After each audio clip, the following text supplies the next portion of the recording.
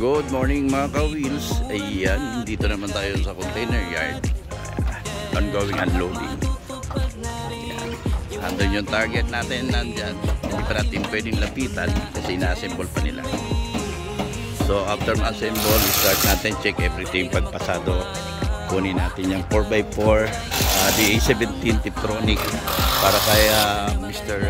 Oliver Ong. Doon, yun.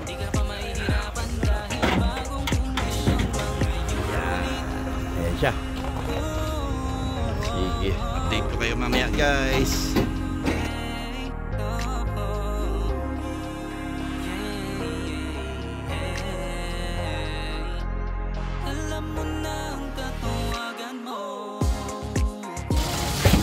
Okay, madumi lang yung makina pero sounds good naman.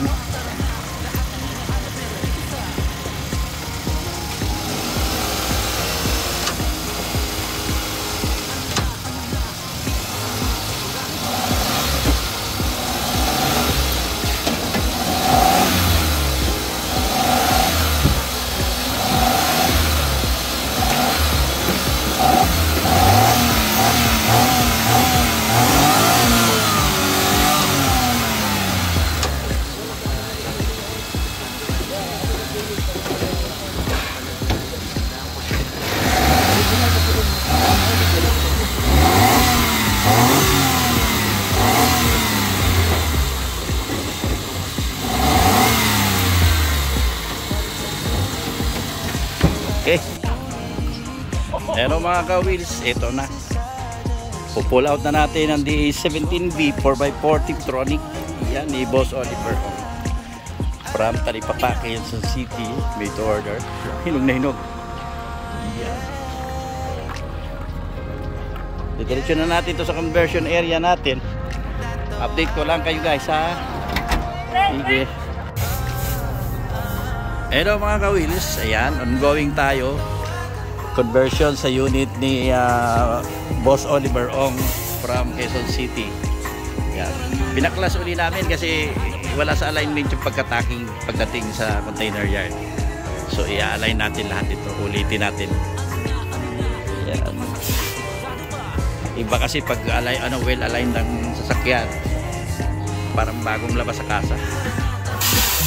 So ito, tinitira na ni Boy Tuhog. Double baki-baki conversion upon request ni Mr. Ong. Yeah. Gagawa natin siya ng bahay, yung isang baki-baki dyan. Yeah. I-update ko kayo ulit guys. So ayan, na-convert na natin into double baki-baki ang DA17B 4x4 Tiptronic ni Mr. Ong from Quezon City. Ayan. So makita nyo, hindi natin ginilaw yung original niya, right hand pa rin. Tapos ilagyan natin ang baki-baki yung steering box. Tapos papunta rito sa left. Ayan, another steering box. So all in all, naging tatlo na yung kanyang steering box. Ayan. Kita nyo, lahat ng butas natapalan.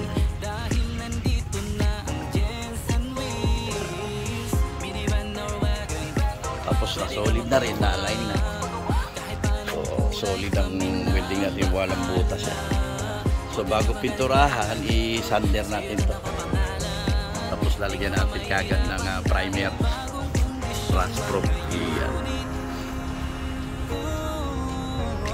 Hinog na hinog din. Sige guys, update ko kayo.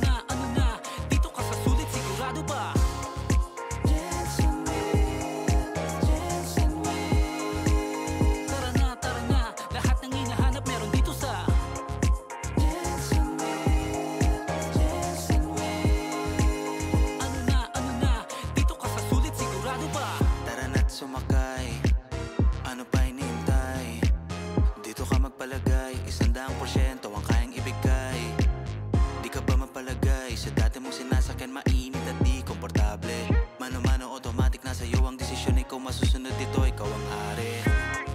Quality at sulit, sigurado ka sa unit. Hindi ka magsisisi sa Jackson wheels. Swak pa rin sa budget mo, hindi mabigat. Alam mo na yung tatawagan mo,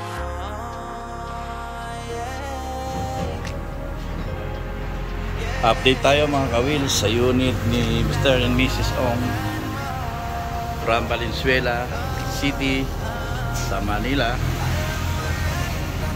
Raptor Gray ang napili nila. Ayan na, malapit na sa katotohanan. Yan, patutuyuin na natin ito and then tira naman tayo sa loob. Yan na, wala pang bapping yan, pwede na kagad malamin.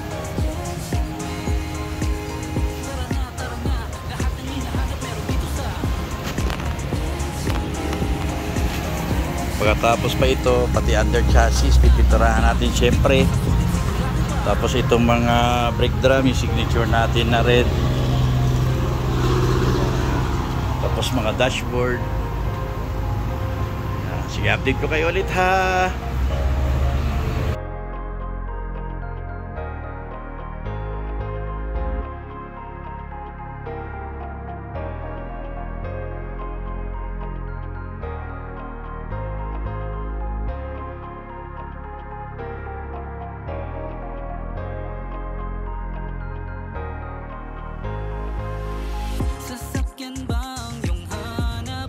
Yon mga ka-wheels, DA17 V4x4 Tiptronic, super loaded ito pag natapos. Binibilad na rin natin sa araw para matuyo ng maigi yung top coat para may schedule na ng bapping. Ayun lang. Tapos kukumplituhin na rin natin ang ano niya, interior. Yan. Yung bumper niya, nalagyan natin ng Angel's Eye fog light. Tapos dito, pag tuyo, nalilihain na natin to ng pinong-pino para mawala na yung mga ano niya, dusting. Saka natin i-popping. Sige, update ko kayo.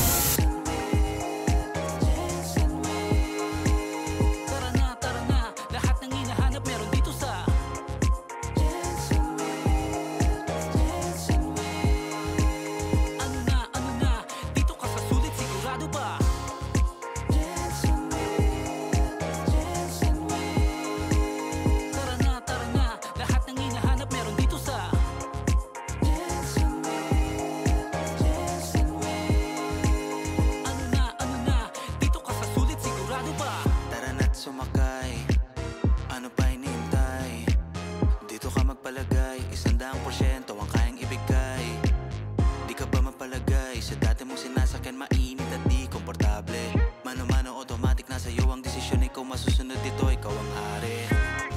Quality at sulit, sigurado ka sa unit. Hindi ka magsisisi sa Jackson wheels. Swak pa rin sa budget mo, hindi mabigat. Alam mo na yung tatawagan mo,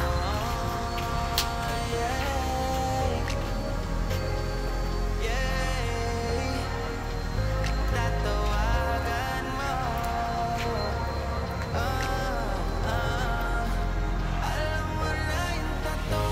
Pure stainless 304, yan ang gamit natin kahit maputikan, makintab. Lifetime.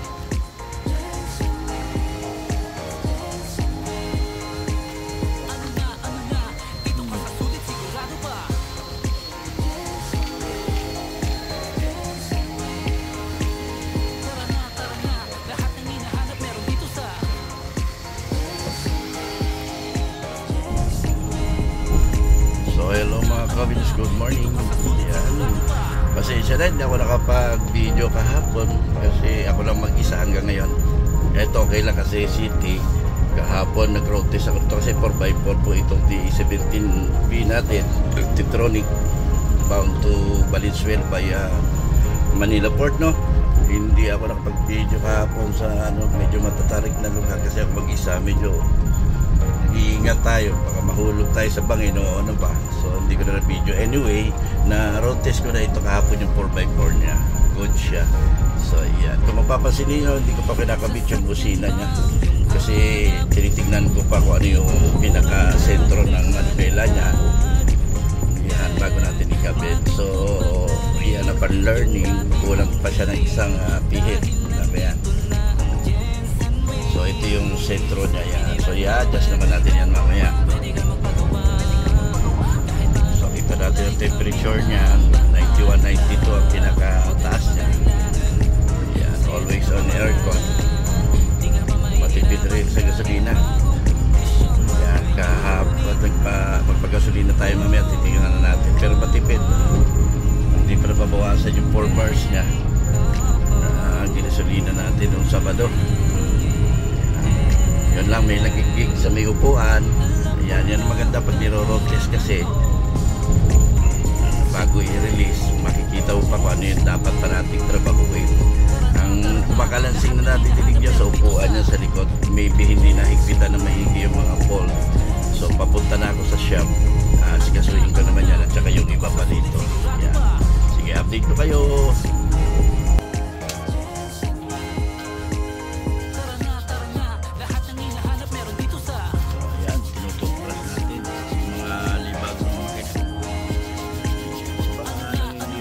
Basta malibot, pero kung mapakita ni Boy Runner, mas maganda.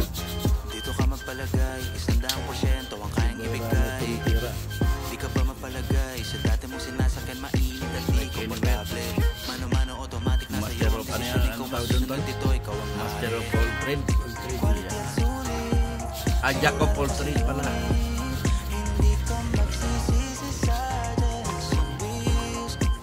Bound to Valenzuela City via Manila Port, the 17B 4x4 electronic. Tinatapos na lang namin, tapos final road test naman. Okay na lahat. Siyempre pa, papasok na natin sa Spanish.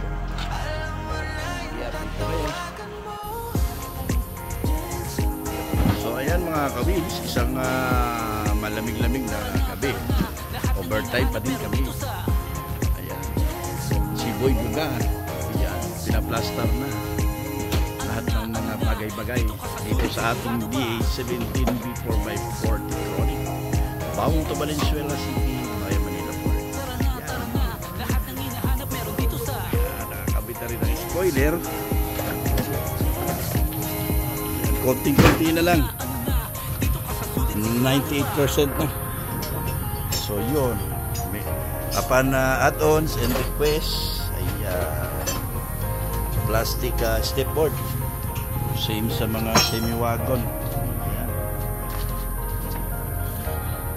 Binadi color naman namin para kunwari built-in. So ayan, nakintad na rin, tire blocks na, naka-wax na. Ay, naka-wax na, wasingan na. Ayan, pati ang dito sa harapan niya, itim na. Okay, teka, sarado na natin.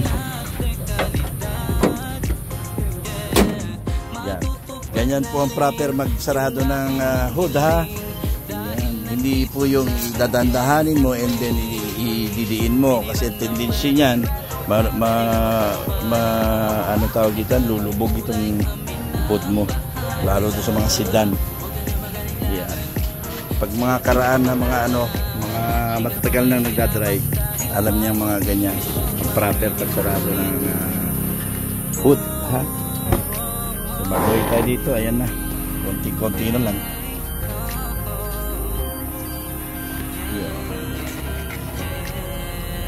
Yung remote, nagawa na rin natin. Sige, update ko kayo. So, hello mga kawils, isang mainit na tanghali sa inyong lahat. Ito na naman, another make to order release tayo, bound to Valenzuela City sa Manila via Manila Port via Span Asia. DA17B 4x4 Tiptronic. So, super loaded po ito. Ha? Iyan. Wala pa ano, kakabit pa pala namin yung carrier later on. Iyan. So, makikita nyo meron tayong stainless hood cover. Yung DA17 fog lights, angel's eye. Tapos magawi tayo dito, meron tayong mga stainless door pillar. Iyan. Tapos sa kabila, dito naman tayo sa kabila. Iyan, makita nyo, pure stainless yan, gas stand cover. Tapos upon request ng may-ari, yan, size 14 na Japan standard mags. O yan, kaya makikita nyo. So sisilip tayo dito sa loob. Yan, at kasama din sa package natin ang brand new matting. Yan, makikita nyo brand new matting yan. Meron tayong 9-inch touchscreen Android yan. Tapos meron siyempre dashcam. Pagdating dito sa kabila, yan, naka-leather seat cover na tayo, fixed type, brand new yan. Siyempre pag super loaded at saka fully loaded, meron tayong signature headrest. Tapos ayan, okay na. Nagtitrio pa na tayo kasi sinubukan ko dun sa unit namin. Okay naman, pasado siya. Yan. So magawi tayo dito naman sa likod. Punta tayo rito sa likod. So ayan, buksan natin. Yun o. Meron brand new to. So pabak sa seat. Yan. Pwede siyang utility box, storage box. Siyempre pati mga door pads natin sa likod, sa gilid. Brand new yan. At siyempre VIP ceiling. Iniba ko na naman ang design natin. From square, naging diamond na malaki. So ayan. Tapos meron siyang dalawang camera para sa dashcam at saka sa reverse cam. So ayun. So ayan pa. So tatry naman natin buksan. Yan. So, ang gagawin nyo, tip lang, pagka cold start sa umaga, bubuksan nyo rito sa kabila. Yan. Para nare-reset yung kanyang ABS. Pagka walang maingay sa paligid nyo, sa garahe nyo, madidinig niya nagre-reset. Mga 5 to 10 seconds siguro yan. So ayun, namatay na siya. Sarado mo. Pag on natin, paakyatin lang natin yung gas niya. So ayun, i-start na natin. One click. So ayan. Meron din siyang conway ha. Ito pong conway, hindi lang basta nagmo-monitor ito ng temperature, battery, RPM and everything. Pwede rin photo scanner. Kung titignan nyo, ayan, pwede nyo siyang i-long press dito sa menu. Ayan, lalabas yan siya. So, ito may arrow dito. Mamimili ka dyan. Meron siyang OBD diagnose. Tapos, click mo yung OK. Tapos, read codes. Click mo rin yung OK. So, ayan. No fault code siya. Kung halimbawa may fault code siya, pwede mo siya i-clear. Ayan. Ayan. Tapos, ibabalik mo na siya. So, multi-purpose po yan. Hindi naman sasayang yung pera mo. So, ayan. Ang aircon niya, malamig ito. Kita pag sisindihan natin, kahit mainit ang panahon, seconds lang lumalamig na ito. Ayan. Na-testing ko na ito, na-road test ko na ito. Okay. Okay masyado yung kanyang 4x4. Ayan. So, ayan. Ano pa ba kailangan natin?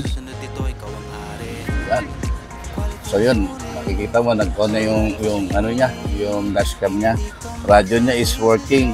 Ano lang, i-mute lang natin, baka makapiright tayo. So ayan ha.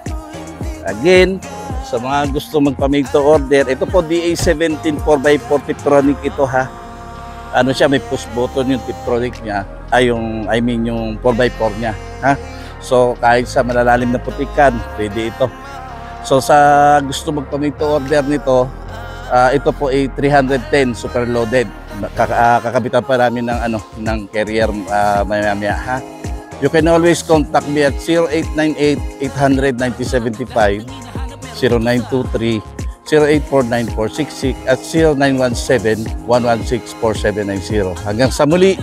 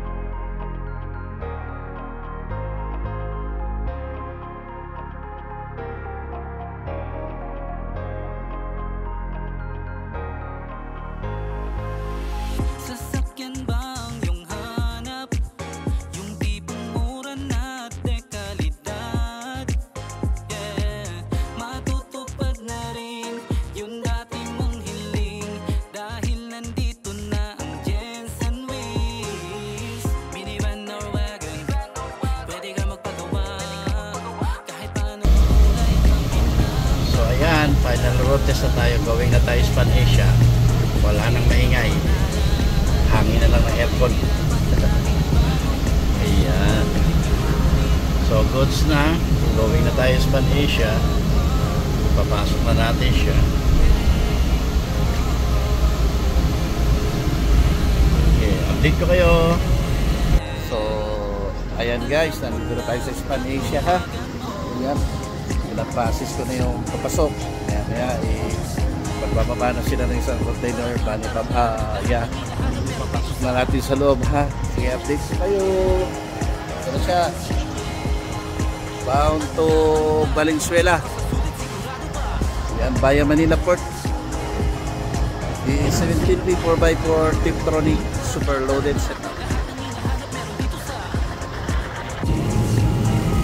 So ayan guys, bound to Valenzuela.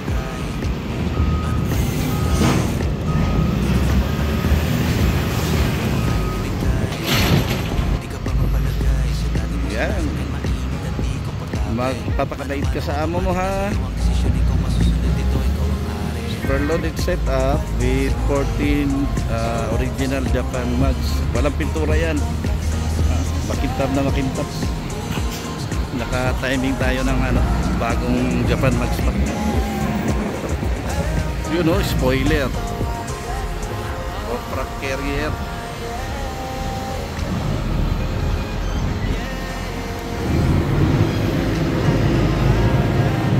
Sa mga gustong magpa-made to order dan ha, you can always contact me at 0898-800-1975.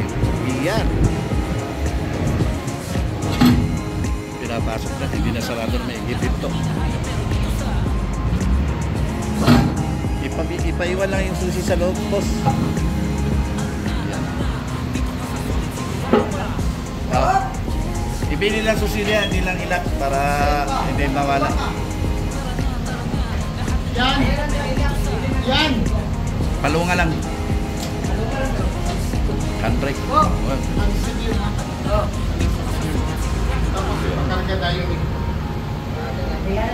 Ayan again ha, si Boss Somer ha. Hi sir. Shout out sa mga kana, may asawa na ito ha. Baka pagkamala yung binata yan ha. So sige. So hanggang sa susunod naman ha. God bless us all.